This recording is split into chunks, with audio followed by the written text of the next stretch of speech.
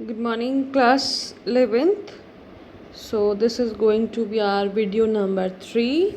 Okay, today we'll discuss, children, about the what is real gas and the difference between the ideal gas, as well as the compressibility factor Z, then the deviation from the factor Z, as well as the van der Waals gas equation and their constant. Okay, so till the previous video, अभी तक जो हमारे videos आए थे उनमें हमने देखा था कि लॉस क्या हैं, डाल्टन्स लॉ, पार्शियल प्रेशर क्या है, आइडियल गैस हमने डिस्कस किया था, that is PV equals to NRT. अगर आपको याद हो चिल्ड्रन, तो जो आइडियल गैस की कंडीशन होती है ना, वो कब आती है? वो लगती है आपकी all temperature and all pressure पे, यानी सारे टेम्परेचर प्रेशर पे लगती है। बट जो आइडियल गैस की इक्वेशन होती है हाइपोथेटिकल कंडीशन है, मतलब एग्जैक्टली ऐसा कोई रियलिटी में गैस एग्जिस्ट नहीं करती है।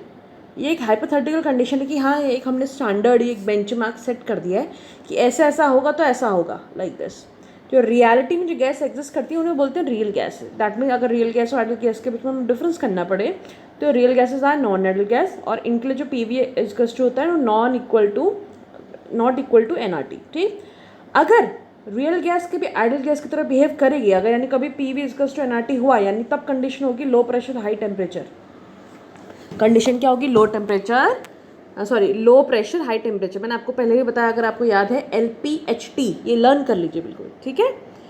चलिए बात करते हैं इनके। अगर कोई कंटेनर है, कंटेनर में हमने कोई गैसेस पार्टिकल रखे हैं, तो आपको पता है वो गैसेस पार्टिकल के बीच में फोर्स ऑफ अट्रैक्शन बहुत वीक होता है, तो वो एक दूसरे से टकराएंगे, हिट करेंगे, फिर वॉल ऑफ द कंटेनर से भी टकराएंगे। जितनी बार टकराएंगे एक दूसरे से वॉल ऑफ द कंटेनर से, तो काइनेटिक एनर्जी बढ़ जाएगी, फिर प्रेशर बिल्डअप हो जाएगा। ठीक, अब एक चीज़ नोटिस करो, आइडियल गैस अगर वो होंगे तो उसके जो मॉलिक्यूल्स होंगे, तो उसका जो वॉल्यूम होगा वो नेग्लिजिबल होगा, बहुत कम, पॉइंट मास के बराबर। ठीक, और जो रियल गैस होंगे उसमें, ठीक है, रियल गैस जो होते हैं उसके जो पार्टिकल्स का जो वॉल्यूम होगा वो ज़्यादा होगा। दे हैव वॉल्यूम, क्योंकि उसका जो स्फेयर, उसके जो पार्टिकल होते हैं वो रिजिड स्फेयर टाइप के होते हैं। यानी अगर आप ऐसे मानिए कि कंटेनर है, इसके अंदर अगर आइडियल गैस होगी तो वो इतने छोटे छोटे छोटे हो गए, ये ऐसे, और अगर रियल गैस हो गए तो इस तरीके से। ठीक, तो ये अगर आइडियल गैस के हैं तो ये नेग्लिजिबल होते हैं। क्यों? टोटल वॉल्यूम के हिसाब से, यानी जो टोटल वॉल्यूम है इसके हिसाब से इसका जो वॉल्यूम है वो क्या है? नेग्लिजिबल।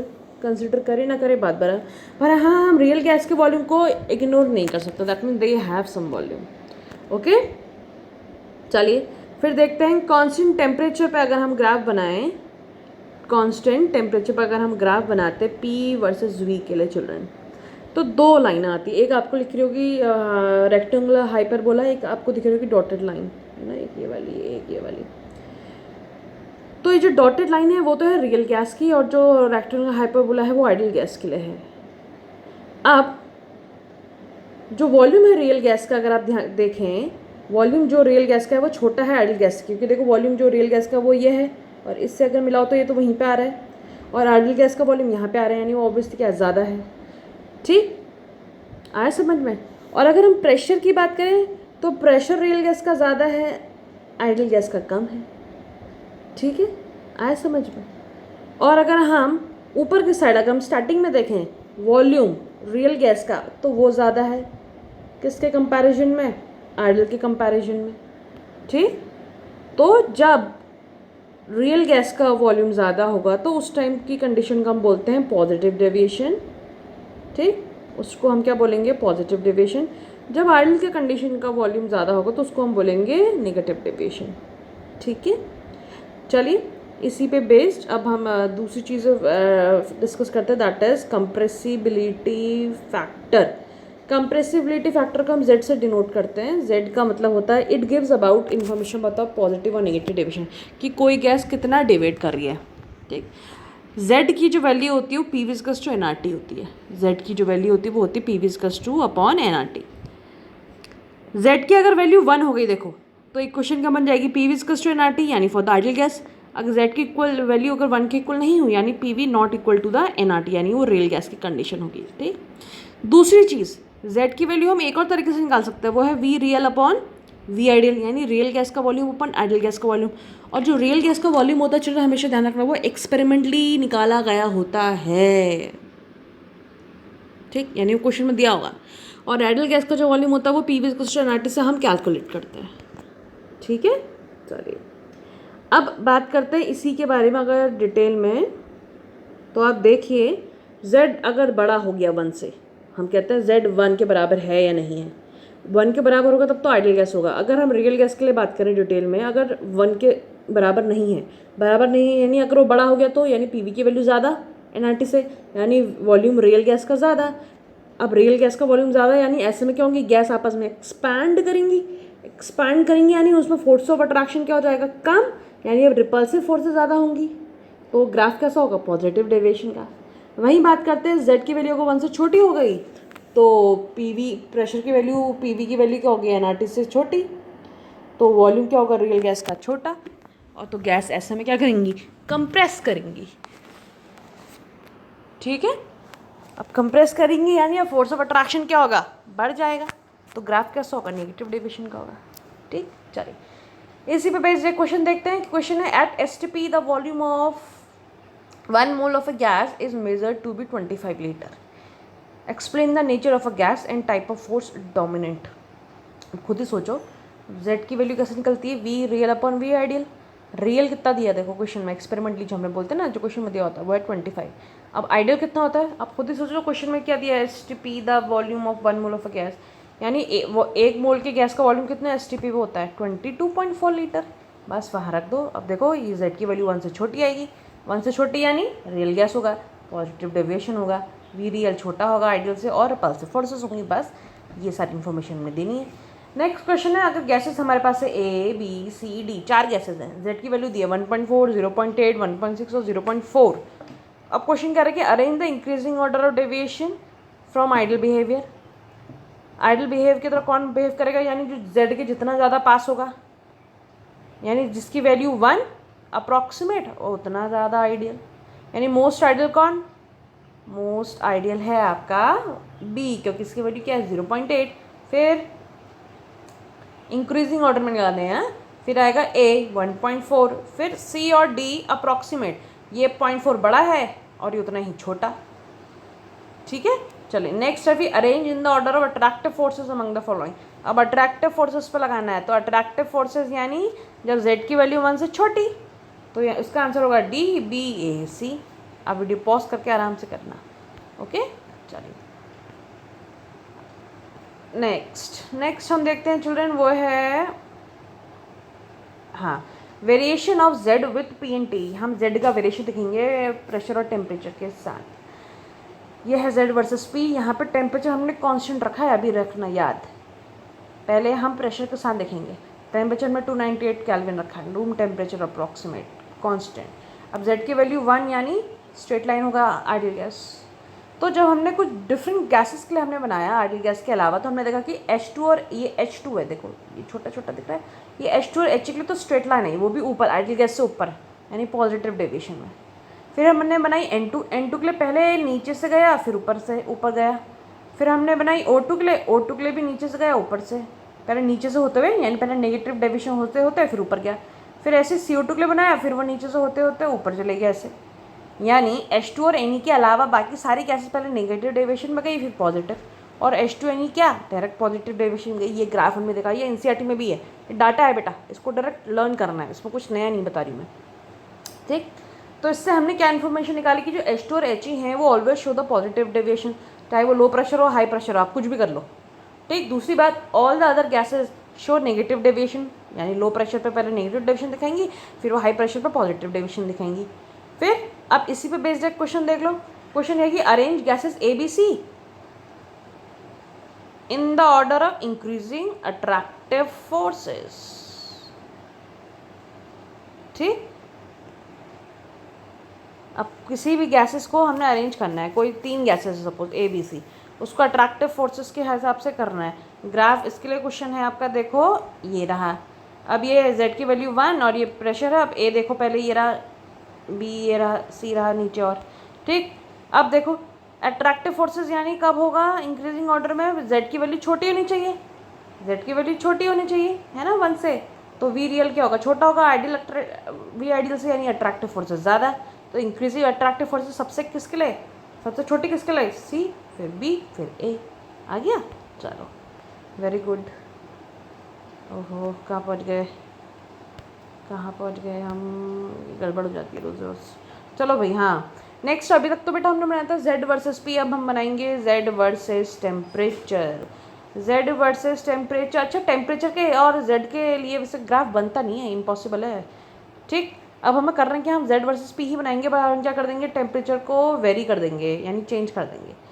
तो हमारे पास T1 T2 T3 तीन टेम्परेचर आएंगे जो कि नेगेटिव से होते हुए पॉजिटिव में जाएंगे, और सब सारा टेम्परेचर होगा T3 के लिए, फिर T2 के लिए, फिर T1 के लिए, ठीक। अब जैसे जैसे टेम्परेचर बढ़ेगा तो डेविएशन क्या हो जाएगा, कम हो जाएगा, यानी वो आइडियल गैस की तरह बिहेव करेगा, ठीक, आया नहीं। और जितना ज़्यादा टेम्परेचर होगा तो लेस डेविएशन होगा। चलिए अब वापस से हम कुछ चीज़ें रिवाइज कर लेते हैं आइडियल गैस और रियल गैस के लिए। आइडियल गैस की कंडीशन होती है PV = nRT, ठीक है, जहाँ पे जो V होता है वो क्या होता है, वॉल्यूम ऑफ गैस, जो किसके बराबर है, कंटेनर के बराबर। क्यों भाई कंटेनर के बराबर क्यों कहा हमने, जो गैस सपोज एक दो ये कंटेनर, इसके अंदर हमने क्या रखा है, गैस के पार्टिकल है। अभी गैस के पार्टिकल को इकट्ठा कर दो तो एक कोने में रख दोगे तो पॉइंट मास के बराबर है, इतना छोटा, इसलिए हम कह रहे हैं इतने छोटे कि नेग्लिजिबल हैं। तो इसलिए हम बार बार कह रहे हैं कि जो वॉल्यूम ऑफ गैस है is equal to the volume of the container, ठीक, यानी volume of gas is negligible, इतना छोटा कि नेग्लिजिबल, यानी वॉल्यूम ऑफ गैस क्या हो गया, available space in which the molecule can move, तो इस पर फोर्स ऑफ अट्रैक्शन होगा। अच्छा रियल गैस की बात करें तो रियल गैस में क्या होता है, रिजिड स्फेयर होता है, यानी बड़े बड़े होते हैं। अब बड़े बड़ों को इकट्ठा करके अब रखोगे भी तो बहुत ज़्यादा स्पेस कवर करेंगे, क्योंकि उनमें फोर्स ऑफ अट्रैक्शन बहुत ज़्यादा, यानी उसमें क्या होता है वो इग्नोर नहीं किया जा सकता। तो ऐसी कंडीशन में हमें क्या करना पड़ता है in the real gas equation में, तो दो टाइप के करेक्शन होंगे, एक होगा वॉल्यूम करेक्शन, एक होगा प्रेशर करेक्शन, ठीक। वो क्यों होगा, क्योंकि अगर हम उसे नेग्लिजिबल करना चाहें तो हमें चेंजेस करने पड़ेंगे इक्वेशन में, ठीक। चलिए इसी के लिए अब हम क्या करेंगे, हम रियल गैस इक्वेशन को स्टडी करेंगे, और इसको हम इस जो चेंज ऑफ इक्वेशन आएगी उसको हम बोलते हैं वैन डर वाल रियल गैस इक्वेशन, ठीक। और वो इक्वेशन होती है ये देख लो, ये होती है P + AN² / V², जहाँ पे ये जो पूरा टर्म है ये होता है प्रेशर करेक्शन का टर्म, फिर होता है V - NB, जो कि NB होता है वॉल्यूम करेक्शन, = nRT। मतलब ये PV = nRT में जो चेंजेस आए, ठीक, यानी क्या चेंजेस आए, वो ये दोनों हैं। A और B क्या होते हैं यहाँ पे, वैन डर वाल कांस्टेंट, ठीक है। सबसे पहले चलो अब हम करते हैं वॉल्यूम का करेक्शन, जिससे और उसमें आता है कांस्टेंट B, उसको भी देखते हैं। अब वॉल्यूम का करेक्शन अगर हम करेंगे तो एक चीज़ देखो, वॉल्यूम की जो गैस की होगी वो V कंटेनर के बराबर होगी आइडियल गैस में, क्योंकि वो पॉइंट मास के बराबर होता है ना। पर रियल गैस में देखो, रियल गैस में हमें उसमें मॉलिक्यूल का मास भी तो माइनस करना पड़ेगा, क्योंकि वो तो रिजिड में है, बड़े हैं, ठीक। तो अगर हम तो रियल गैस के लिए निकाल रहे हैं, तो रियल गैस के लिए होगा Vg = V - V molecule, suppose वो कॉन्स्टेंट है कोई B, यानी ये वो है जो हमने निकालना है एक्सक्लूडेड वॉल्यूम, जिसे हम को वॉल्यूम भी कहते हैं। तो अगर n मोल के लिए निकालेंगे तो ये हो जाएगा Vg = V - NB, अगर 1 मोल के लिए निकालेंगे तो B, n मोल के लिए निकालेंगे तो V - NB, ठीक। चलिए अब बात करते हैं इस कांस्टेंट, ये जो B कांस्टेंट है, वॉल्यूम कांस्टेंट है, इसके लिए यूनिट क्या होगी, तो देखो V NB - V, क्योंकि तो गैस के लिए है ना, तो उधर अगर ये हो जाएगा V = NB, ठीक। तो B क्या होगा, V/N, V क्या होता है लीटर में, N क्या होता है मोल में, तो B की यूनिट क्या हो गई, लीटर पर मोल, ठीक है। चलो सिग्निफिकेंस देख लेते हैं इसका, सिग्निफिकेंस क्या होगा, वेट, सिग्निफिकेंस, हाँ सिग्निफिकेंस ये होगा बेटा कि B का वो डायरेक्टली प्रोपोर्शनल होगा साइज ऑफ द गैस के, क्योंकि भाई जितना छोटा B की वैल्यू उतनी छोटी, B जितना बड़ा B की गैस का साइज जितना बड़ा B की वैल्यू उतनी बड़ी, ठीक। चलिए नेक्स्ट है कंपेयर, क्वेश्चन है कंपेयर B फॉर, B की वैल्यू कंपेयर करनी है F2 और Cl2 के लिए। अब खुद ही सोचो, Cl2 का साइज़ बड़ा तो B की वैल्यू बड़ी, बस आंसर निकल गया। अब helium, neon, argon, krypton, xenon में निकालना है ऑर्डर, तो जिनॉन का सबसे बड़ा, फिर क्रिप्टन, फिर आर्गन, फिर नियॉन, हीलियम। अच्छा नेक्स्ट है इथेन, मीथेन, ब्यूटेन, तो ब्यूटेन प्रोपेन सबसे ज़्यादा, फिर इथेन, फिर मीथेन। चलो एक क्वेश्चन और, फिर कंपेयर है वैन डर वाल कांस्टेंट वॉल्यूम फॉर B, दो वैल्यू दिए हैं, एक दिया ब्यूटेन, एक दिया है आइसोब्यूटेन, तो इसका आंसर होगा ये नीचे वाला। क्यों, क्योंकि बेटा जो ऊपर वाला आंसर है इसमें 4 कार्बन लाइन से लगे हैं, इसमें सरफेस एरिया ज़्यादा है, साइज़ बड़ा है। नीचे वाले में देखो साइज़ छोटा कर दिया हमने, एक कार्बन उठा के क्या कर दिया, इसके नीचे लगा दिया, आइसोमर बना दिया। आपने पढ़े ना क्लास 10th में आइसोमर, ठीक, यानी ब्रांचिंग कर दी। अब ब्रांचिंग जितना हो गया तो साइज़ छोटा, ब्रांचिंग जितनी ज़्यादा तो साइज़ छोटा। समझ में आया? ठीक, चलो नेक्स्ट है वैल्यू ऑफ बी। बी की जो वैल्यू होती है वो डायरेक्ट कहाँ से आती है, क्यों आती है, अब देख लो, इसके लिए कोई डेरिवेशन नहीं है आपके कोर्स में। बी की जो वैल्यू होती है डायरेक्ट बेटा वो होती है 4 into NA that is Avogadro number into V volume, V का जितना वॉल्यूम होता है। ठीक है, ये कहाँ से आया, क्यों आया, इसकी डेप्थ में नहीं जाएंगे फिलहाल, ये इतना कैलकुलेटिव वैल्यू है जो एनसीईआरटी में मेंशन है। तो बी को क्या लिखेंगे, 4 इंटू NA यानी for the Avogadro molecule, Avogadro number into V volume, यानी एक स्फेयर का वॉल्यूम कितना होता है 4/3 पाई आर क्यूब, जो रिजिड स्फेयर होगा। ठीक है, चलो अब देखते हैं प्रेशर करेक्शन। अभी तक हमने देखा था वॉल्यूम करेक्शन, अब देखेंगे हम प्रेशर करेक्शन। चलो भाई, अब देखो pressure of a gas is due to the force when a particle hit the container. अब हमने आपको क्या बताया इससे पहले कि जो गैस के पार्टिकल का जो प्रेशर होता है कब होता है, जब वो क्या करे, कंटेनर को जिसमें रखा हो उसको हिट करे। आइडियल गैस की कंडीशन में क्या होता है, जैसे ये दो पार्टिकल है, इनके बीच में फोर्स ऑफ अट्रैक्शन वीक होता है, तो एक दूसरे को हिट भी नहीं करते, तो जब ये वॉल से टकराएंगे तो प्रेशर बढ़ता है।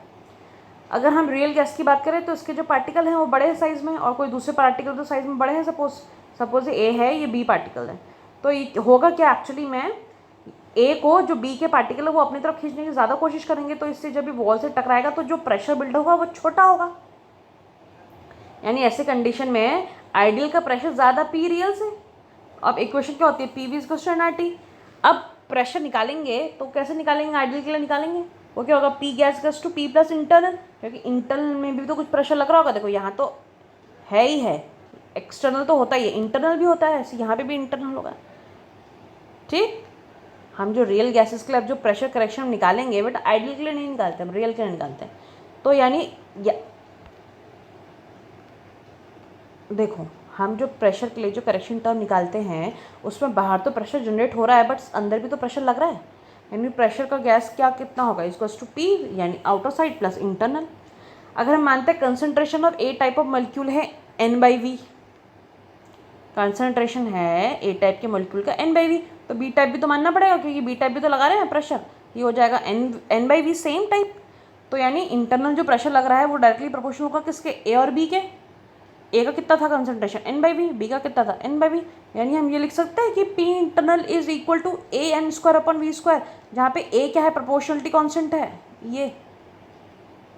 ठीक, तो बस इसकी वैल्यू पी इंटरनल की यहाँ रख दो उठा के, ये हो जाएगा P gas equals to P plus AN²/V², जहाँ पे ए क्या है, वंडर वॉल कॉन्स्टेंट है किसके लिए, प्रेशर करेक्शन के लिए। ठीक, अब बात करते हैं यूनिट क्या है भाई इसकी, यूनिट है पी की, अच्छा मैं पहले से थोड़ा सा बड़ा कर लेते हैं। हाँ भाई देखो, यूनिट है पी की, कैसे निकलेगी, पी इक्वल्स टू AN²/V²। अब प्रेशर होता है एटीएम में, ए की हमने वैल्यू निकालनी है, एन यानी मोल का स्क्वायर, वॉल्यूम यानी लीटर का स्क्वायर, तो ए की वैल्यू हो जाएगी एटीएम लीटर स्क्वायर पर mole square. Next significance of A, significance यानी किस पर डिपेंड करता है, जो ए की वैल्यू है वो है फोर्स ऑफ अट्रैक्शन पे डिपेंड करती है अमंग मॉलिक्यूल्स, यानी इंटरमोलिकुलर फोर्स जितना ज़्यादा होगा ए की वैल्यू उतनी ही ज़्यादा होगी। ठीक, चलिए अब इसी पे बेस्ड एक क्वेश्चन है, क्वेश्चन बहुत इंटरेस्टिंग है, बहुत अच्छे हैं। देखो ज़रा क्वेश्चन है, अगर सपोज दो टाइप के मॉलिक्यूल दिए मैंने, पोलर और non polar, suppose SO2 molecule है एक कंटेनर के अंदर, और दूसरे कंटेनर में अपना मीथेन मॉलिक्यूल है, तो किस में ज़्यादा फोर्स ऑफ अट्रैक्शन होगा, वो होगा SO2 में। क्यों, क्योंकि वो पोलर है भाई, उनमें फोर्स ऑफ अट्रैक्शन ज़्यादा होगा नॉन पोलर के हिसाब से। चलो वेरी गुड, नेक्स्ट है कंपेयर ए की वैल्यू कंपेयर करनी है F2Cl2 Br2 और I2 में। अब आप क्या कहोगे, आप कहोगे भाई कि I2 का सबसे ज़्यादा, फिर Br2, फिर Cl2, फिर F2। क्यों, क्योंकि हमें पता है, लेकिन यहाँ जो क्वेश्चन दिया है वो किसके लिए है, अभी तो हमने बात करी फोर्स ऑफ अट्रैक्शन किसके, पोलर मॉलिक्यूल के लिए। यहाँ तो सारे के सारे क्या दे दिए हैं, नॉन पोलर। पर नॉन पोलर में जो इंटरमॉलिक्यूलर फोर्सेस होते हैं उन्हें हम वंडरवॉल फोर्सेस भी तो बोलते हैं, याद है जो हमने पढ़ा था फिजेंस रूल, हमने यही तो कहा था कि नॉन पोलर कंपाउंड के अंदर जो फोर्स ऑफ अट्रैक्शन होते हैं, इंटरमोलिकुलर फोर्स ऑफ अट्रैक्शन, उन्हें वैन डर वाल्स फोर्स तो बोलते हैं।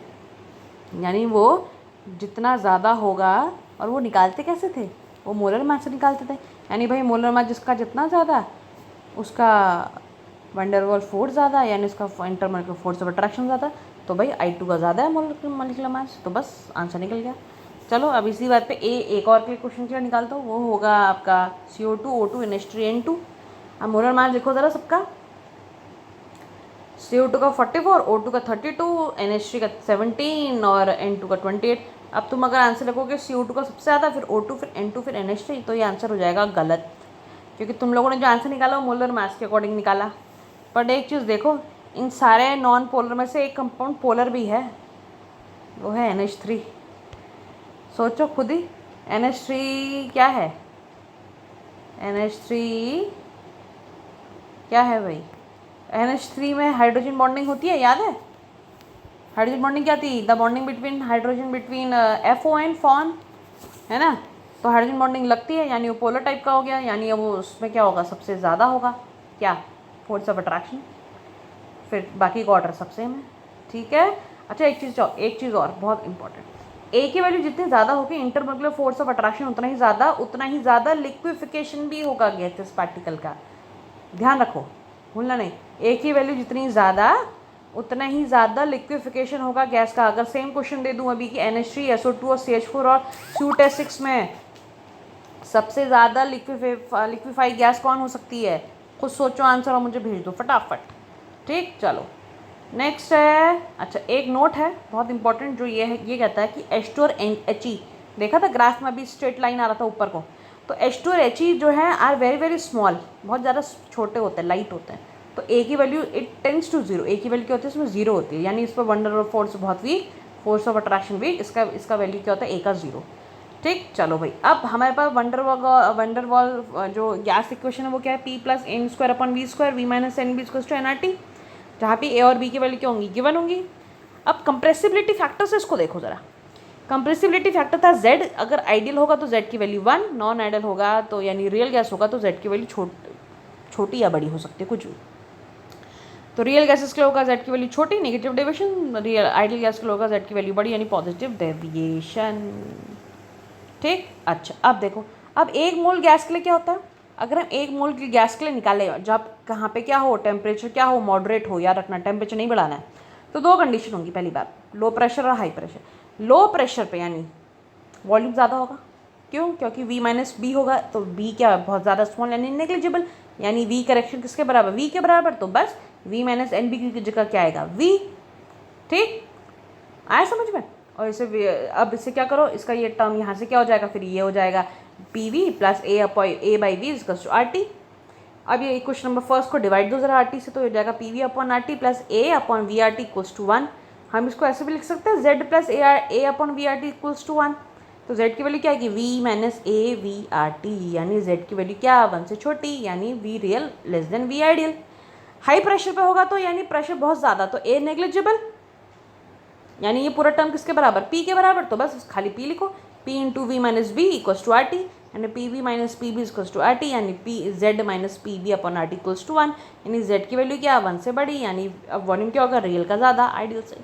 बट अभी तक तो टेम्परेचर कांस्टेंट था, अगर टेम्परेचर बढ़ा दें, बहुत ज़्यादा हाई कर दे, क्या होगा तो बेटा, तो Z की वैल्यू हो जाएगी 1, जो कि क्या है, आइडियल गैस की कंडीशन, ठीक। तो आज हमने पढ़े बहुत सारी चीज़ें, और बेटा इसी के साथ होता है चैप्टर ख़त्म, फिनिश इसलिए क्योंकि अब जो टॉपिक बचे हैं वो हैं डिलीट हो गए हैं आपके कोर्स से, ठीक। वो थे आपके विस्कोसिटी, सरफेस टेंशन, कुछ नहीं है बेटा, ऑल्दो सरफेस टेंशन हम बता चुके हैं थोड़ा सा डाल्टन्स लॉ पार्शियल प्रेशर में, ठीक है। तो कुछ नहीं, इन 3 वीडियोस को ध्यान से देखिए, इसी पे बेस्ड चैप्टर है, इसी पे बेस्ड क्वेश्चन आएंगे हाफिली में, बस प्रिपेयर करिए। नेक्स्ट टाइम हम नेक्स्ट लेक्चर के साथ आएंगे for the new chapter that is thermodynamics. Till that, thank you.